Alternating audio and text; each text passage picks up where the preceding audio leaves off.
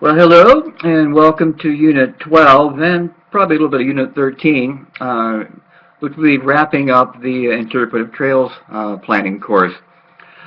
Unit 12 is where we take all the other units that you've been working on and put them all together for you to actually develop, at least in draft form, the lattice work of your interpretive trail plan.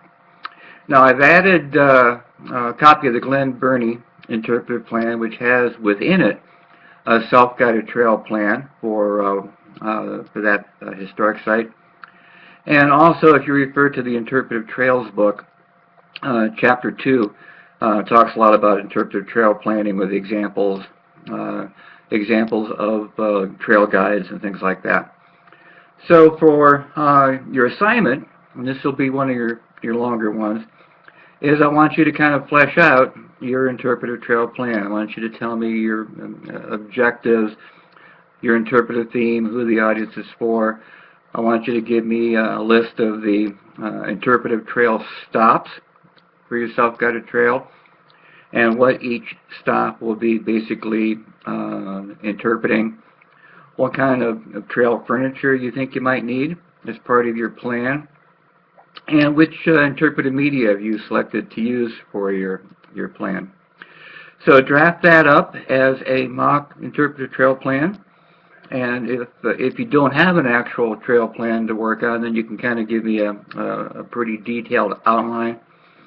If you're actually working on a trail plan, then you can use the actual trail that you're working on, including a trail map where you kind of show me where each of the stops might be. So the goal is, when you're done with this, you'll have an interpretive trail plan pretty well done. And you can add things to it. I always add photographs of each trail stop to my plan. I use my interpretive planning forms to fill out an interpretive planning form for each trail stop, which has the individual objectives for each trail stop. It might have some references of materials like on forestry or management that we might use to develop copy.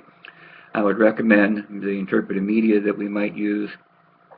And I might think about the cost for developing that media for that site. Some of those are things that individual planners can do based on what you like to do. But I want to make sure you have the basics down of how I usually do an interpretive trail plan, and I've done quite a few of them. So if you have any questions about it, you can feel free to email me or Skype me.